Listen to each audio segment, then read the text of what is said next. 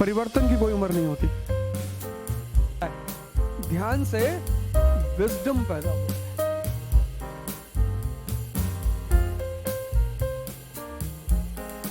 और ये दुनिया में सबसे ताकतवर चीज क्या है? विजडम। कुछ चीजें तुम्हें दिखाई पड़ने लगती, वो किताबों में नहीं लिखी होती। ये इसीलिए तो हिंदुओं ने इस आंख को बड़ा स्पेसिफिकली बनाया है। भगवान शिव की फोटो बनाई है। भगवान कौन?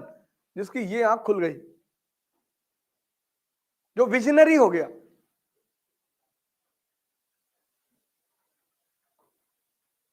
आज भारत में गरीबी है, लोहिया जैसे नेता नहीं है। आज भारत में गरीबी है, अंबेडकर जैसा नेता नहीं है।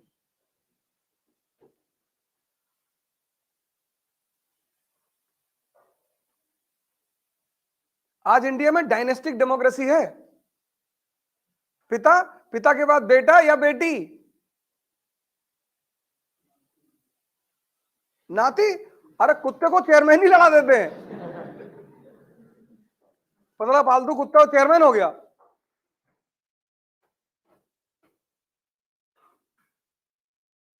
आज इंडिया में एक नई तरह की डेमोक्रेसी है, डायनेस्टिक डेमोक्रेसी।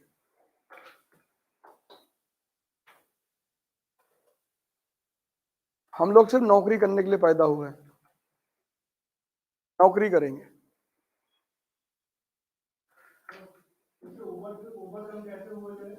मतलब इससे हम लोग बाहर कैसे निकले? जैसे आप कह रहे हैं पॉलिटिक्स चल रही है, तो इससे हम लोग बाहर कैसे हुए? जैसे हमने अंग्रेजों को बाहर भगाया था, बता रहा हूं कैसे। भारत में 70% इनोसेंट लोग हैं। इनोसेंट, चाहे वो हिंदू है चाहे मुसलमान है, इनोसेंट है। 20% बदतमीज है। 10% को बेचारों को समझ में नहीं आता कि जनता से जाके कहे क्या। आज की जो परिस्थिति समाज में है, आज प्रेजेंट, अगर तुम ज्यादा सेकुलरवादी बनो तो तुम्हें अपने ही लोग मार डालेंगे। अगर 20-25 हिंदू बैठे हुए हैं और वहां तुम कह दो कि अरे मुसलमान ये और हमारे भाई फलाना, कहते इसी ये मार मार मार, मार इसको। तो अब आजाद देश कैसे हुआ? जो ऊपरी भारत में जब भी क्रांति होगी ये ऊपर से होगी। सुरेंद्रनाथ बनर्जी, सुभाष चंद्र बोस,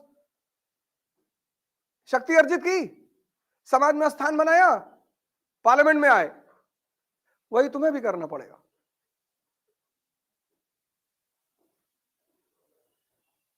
आज जो नेता है उसके सामने तुम जाके खड़े होगे तो तुम्हारी भी तो कोई हैसियत होनी चाहिए। जैसे अन्नामलाई, वो तमिलनाडु का लड़का, आईपीएस, कर्नाटक कैडर का, ठीक है इलेक्शन हार गया, लेकिन आइडेंटिटी तो था, है तमिलनाडु में।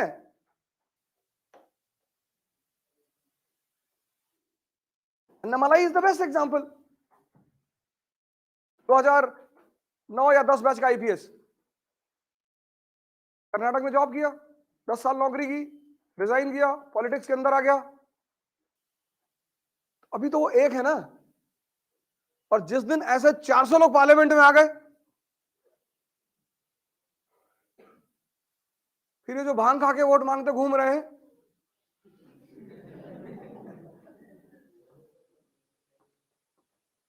नहीं मैं किसी का नाम हम ही खाते हैं तो हम दूसरे को क्या कहें।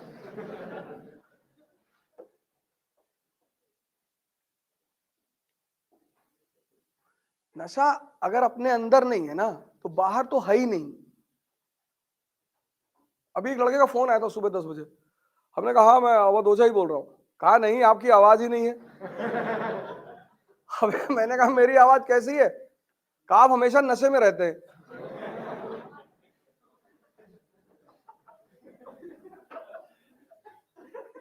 गणेश नाम है और आज ही मुझसे कहा था कि मेरा नाम क्लास में मत लीजिएगा। हमने कहा अच्छा रुक रख फोन में आता हूं नशे में। कहा नहीं नहीं अब आ गए आप।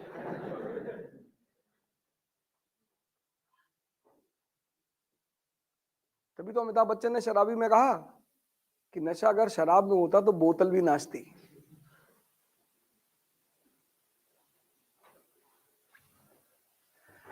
हमने आज तक किसी नशेड़ी को पुलिस वाले के सामने बदतमीजी करते हुए नहीं देखा।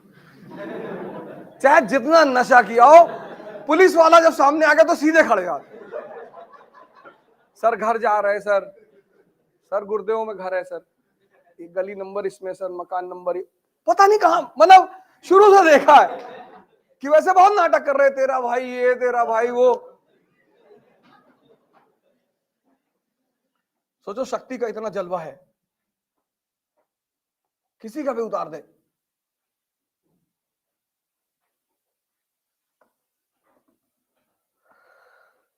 लेकिन कुछ लोग होते हैं जो पुष्पा भाऊ की तरह है, पुष्पा भाऊ झुकेगा नहीं। ये पुष्पा भाऊ है मीर कासिम,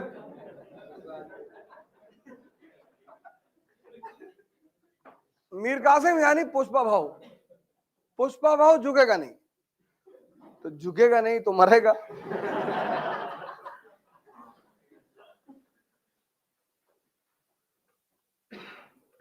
अब अंग्रेज क्या चाहते थे, पपेट, कि तुमको राजा बना दे, तुम क्राउन लगा लो, मुजरा देखो, बाकी हम करेंगे।